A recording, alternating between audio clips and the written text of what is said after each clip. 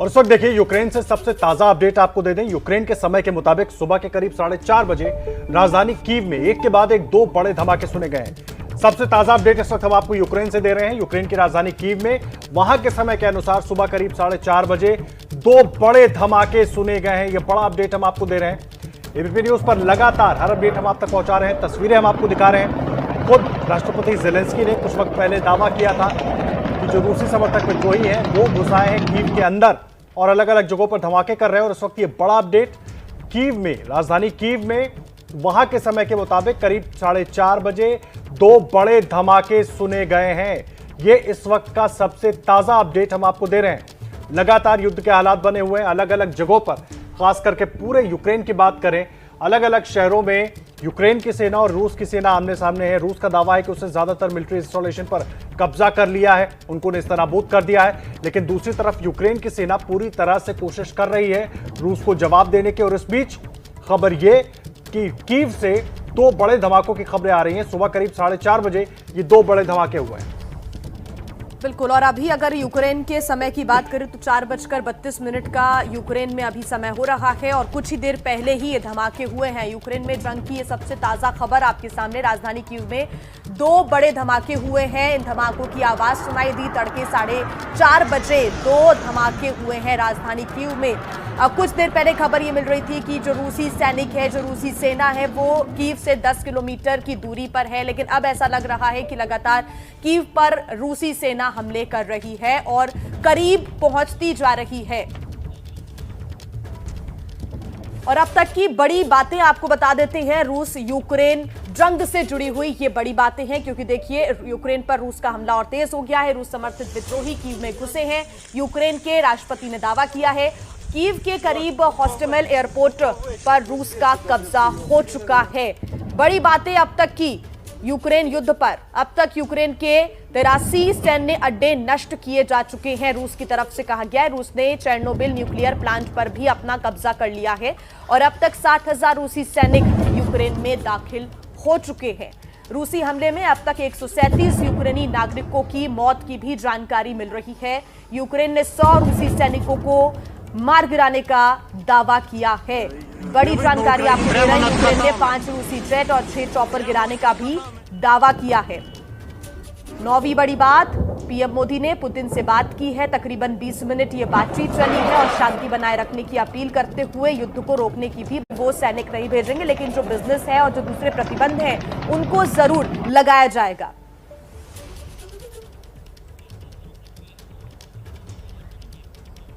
तो बड़ी खबर लगातार आपको हम बता रहे हैं। कुछ देर पहले और यूक्रेन के समय के अनुसार 4:30 बजे कीव में दो बड़े धमाकों की आवाज सुनाई दी गई है। यूक्रेन में जंग की ये सबसे ताजा खबर।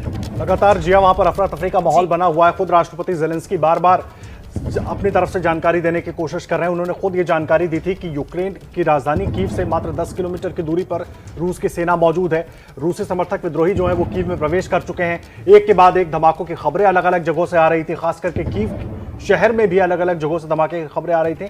और अब ये बड़ा अपडेट कि सुबह 4:30 बजे, यानी कि जिस तरह से अभी आपने वहां पर क्या समय हो रहा है बताया हमारे दर्शकों को, यानी कि कुछ मिनट पहले दो बड़े धमाके कीव में सुने गए हैं। और कीव के हालात आपको बता दें, अफरा तफरी है। लोग अपनी जान बचाने के लिए जहां शेल्टर मिल रहा है वहां शेल्टर ले रहे हैं। अगर कुछ समझ नहीं आ रहा तो जो अंडरग्राउंड मेट्रो स्टेशन हैं वहां पर जाकर अपने आप को सुरक्षित करने की कोशिश कर रहे हैं, क्योंकि कम से कम अंडरग्राउंड मेट्रो स्टेशन जो हैं वो काफी हद तक एक बंकर के जैसा काम कर रहे हैं और लोग अपनी जान बचाने के लिए उन जगहों पर जाकर खुद को सुरक्षित कर रहे हैं। और यूक्रेन के मेयर, कीव के मेयर की बात करें, उन्होंने रात में ही कर्फ्यू का ऐलान कर दिया था कीव शहर में।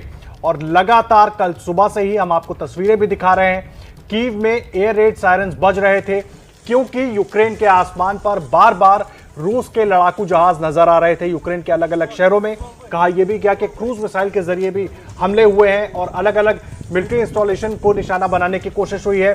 और दावा रूस का यह था कि वो आम नागरिकों को निशाना नहीं बनाएगा, लेकिन अभी तक जो जानकारी है करीब 137 आम नागरिकों की भी जान इस हमले में गई है। और बड़ा अपडेट ये, कीव में दो बड़े धमाके अब से कुछ देर पहले हुए। देखिए यूक्रेन की बात करें, एक तरीके से कॉन्फ्लिक्ट जोन बना हुआ है और जिस तरह से वहां पर अफवाहें फैल रही हैं, खुद राष्ट्रपति जेलेंस्की सामने आए और उस पर उन्होंने रोक लगाई कि वो कीव में ही मौजूद हैं और लगातार वो कीव में ही मौजूद रहेंगे। और इस बीच देखिए रूस अमेरिका के तमाम आर्थिक प्रतिबंधों को पूरी तरह से दरकिनार कर चुका है। लेकिन लगता है अमेरिका के सामने दूसरा कोई रास्ता भी नहीं बचा है। एक बार फिर बाइडेन जब मीडिया के सामने आए तो रूस के 4 बड़े बैंकों पर प्रतिबंध के साथ कई दूसरे आर्थिक पाबंदियों का ऐलान किया। तो साथ ही अमेरिका में रूस के दूसरे नंबर के राजनयिक को भी देश छोड़ने का आदेश दे दिया है। अमेरिका पूरी तरह गुस्से में है। बाइडेन ने चेतावनी देते हुए कहा कि पुतिन ने युद्ध के रास्ते को चुना है और अब उनके कदमों की कीमत रूस के लोग चुकाएंगे। बाइडेन ने ये वादा तो दोहराया कि नाटो देशों के हर इंच की जमीन की रक्षा की जाएगी, लेकिन नाटो में शामिल होने के चक्कर में तबाही झेल रहे यूक्रेन में अमेरिका अपनी सेना तैनात नहीं करेगा।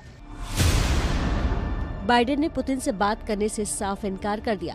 कहा, मेरी कोई योजना नहीं है, क्योंकि पुतिन फिर से सोवियत संघ बनाना चाहते हैं। लेकिन पत्रकारों के सवाल पर बाइडेन ने जरूर भारत से चर्चा करने की बात कही और इसके कुछ देर बाद ही अमेरिकी विदेश मंत्री एंटनी ब्लिंकन ने भारत के विदेश मंत्री एस जयशंकर से फोन पर बात की। हालांकि आज फिर दुनिया की निगाहें जो बाइडेन पर होंगी, क्योंकि उनके मुताबिक रूस यूक्रेन युद्ध के हालात पर आज नेटो देशों के साथ अमेरिका की बड़ी बैठक है। रूस के राष्ट्रपति पुतिन ने गुरुवार को यूक्रेन पर हमला करने का आदेश देकर सभी को चौंका दिया। यूरोप और अमेरिका में इस हमले का विरोध हो रहा है, लेकिन पुतिन को अपने घर में ही सबसे ज्यादा इसका विरोध झेलना पड़ा। देखिए रूस में हुए विरोध की इनसाइड स्टोरी।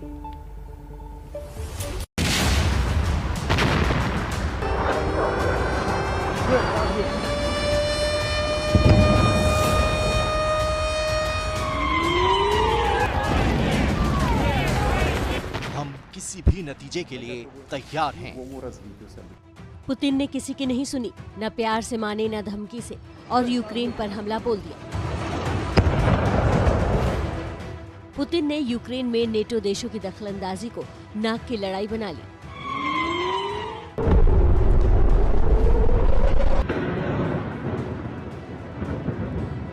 लेकिन पुतिन को क्या मालूम था कि इस हमले का सबसे ज्यादा विरोध इन्हें अपने ही घर में झेलना पड़ेगा।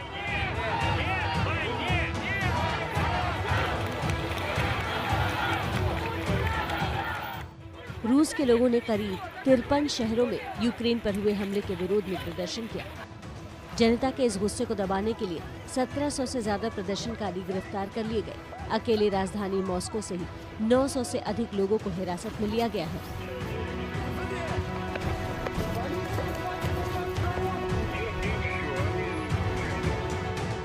सिर्फ रूस ही नहीं, बल्कि पूरे यूरोप और अमेरिका में पुतिन का विरोध हो रहा है। अमेरिका के टाइम्स स्क्वायर पर यूक्रेन पर हुए हमले के विरोध में लोगों ने अपनी नाराजगी जताई।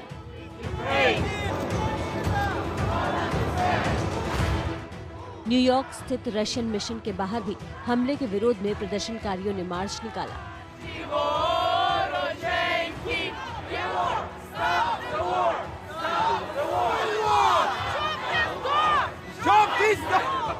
अमेरिका के शिकागो में रह रहे यूक्रेन के लोगों ने हाईवे पर जमा होकर हमले के विरोध में प्रदर्शन किया। हाथों में यूक्रेन का झंडा लेकर पुतिन के खिलाफ जमकर नारेबाजी की।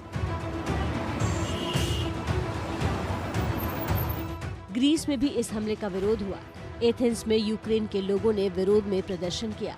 ब्रिटेन के लंदन में भी हमले के विरोध में हजारों प्रदर्शनकारी सड़कों पर नजर आए। इटली के रोम में भी रूस की एम्बेसी के बाहर पुतिन के विरोध में बैनर और स्लोगन के साथ प्रदर्शन करते लोग नजर आए। इजराइल के तेल अवीव में भी रूस के एम्बेसी के बाहर हमले के विरोध में लोग सड़कों पर नजर आए। इसी तरह फ्रांस के पेरिस में हजारों की तादाद में यूक्रेनियन मूल के लोग हाथों में झंडे लिए रूस के हमले के विरोध में प्रदर्शन करते नजर आए। यूक्रेन के झंडे के साथ जर्मनी में लोगों ने पुतिन के इस कदम का जमकर विरोध किया।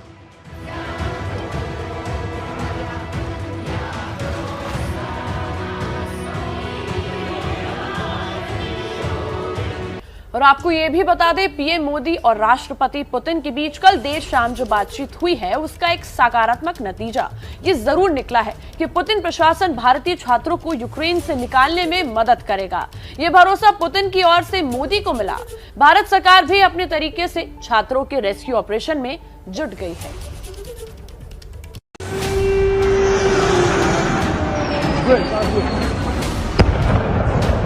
रूस ने यूक्रेन पर जो आक्रमण किया है उसमें सबसे बड़ा वार आसमान से हुआ है।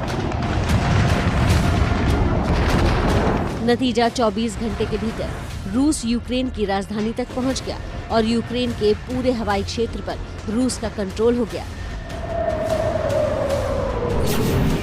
लगातार होते इन धमाकों से यूक्रेन में दहशत है और इन दहशत के बीच हजारों भारतीय भी फंसे हैं। जैसे टीवी प्रोग्राम देख रहे हैं, अखबार में देख रहे हैं, तो और बच्चों से बात करें, वो भी बच्चे परेशान हैं बहुत ज़्यादा, हम भी यहाँ परेशान हैं। तो हमारे लिए समस्या का बड़ी समस्या है, भी करें तो क्या करें। अब सारे के सारे मॉल बंद हैं, वहाँ पे सब बाजार बंद हैं, कहीं से कुछ खाने या सामान नहीं खरीद सकते। खाने पीने जो उन्होंने ले लिया, पानी या खाने पीने का सामान ले लिया, वो अब लेके मेट्रो स्टेशन पे चले गए हैं। और जिन बच्चों के पास करेंसी नहीं थी, उनको करेंसी की प्रॉब्लम आ रही है, वहाँ पे एटीएम से पैसे ही निकल पा रहे हैं अब। लेकिन अब इन सब की चिंताएं दूर होने वाली हैं, क्योंकि भारत सरकार एक्शन में आ गई है। मोदी सरकार ने यूक्रेन में फंसे करीब 20,000 भारतीय छात्रों को निकालने के लिए प्लान बी पर काम शुरू कर दिया है और इसके लिए पीएम मोदी की अध्यक्षता में एक हाई लेवल मीटिंग भी हुई। मीटिंग के बाद विदेश सचिव हर्ष वी श्रृंगला ने बाय रोड अगर कीव से आपको जाना हो तो पोलैंड के लिए 9 घंटे का रास्ता है और रोमानिया के लिए करीब 12 घंटे का रास्ता है। तो वो रास्ता भी मैप आउट हो गया है और वो रास्ते में जो पॉइंट्स मैंने बताया, जैसे कि लिविव है, चेर्नोवित्स्की है, वहाँ भी हमने हमारे टीम्स जो रशियन स्पीकिंग ऑफिसर है वो टीम्स हम भेज रहे हैं, वो वहाँ पे होंगे ताकि वहाँ से भी जो मदद और सहायता हम दे सकते हैं हमारे नागरिकों को, वो हम जरूर दें। भारतीय छात्रों को यूक्रेन की सीमा से सटे 4 देशों से बाहर निकाला जाएगा। ये देश है हंगरी, पोलैंड, स्लोवाक रिपब्लिक और रोमानिया। इन चारों देशों के भारतीय दूतावासों की स्पेशल टीम ने यूक्रेन से सटे बॉर्डर पर कैंप लगा दिए हैं। उन 4 देशों में भारतीय छात्रों को जिन अधिकारियों से संपर्क करना है, उनका नाम और मोबाइल नंबर भी जारी कर दिया गया है। छात्रों को किन रास्तों से बॉर्डर पार कराया जाएगा, इसके लिए सड़क मार्गों की मैपिंग भी कर ली गई है। जब छात्र यूक्रेन से निकलकर हंगरी, पोलैंड, रोमानिया जैसे देशों में पहुंच जाएंगे तो फिर उन्हें कतर के रास्ते भारत लाया जाएगा। इसके लिए दोहा में मौजूद भारतीय दूतावास ने सारी बातचीत और सारा इंतजाम कर लिया है। तो यूक्रेन में मौजूद भारतीय दूतावास ने कहा है कि अपने नागरिकों को यूक्रेन से बाहर निकालने की पूरी कोशिश कर रहे हैं और जब तक हर भारतीय हमारे देश नहीं पहुंच जाता, तब तक कीव में भारतीय राजदूत काम करता रहेगा।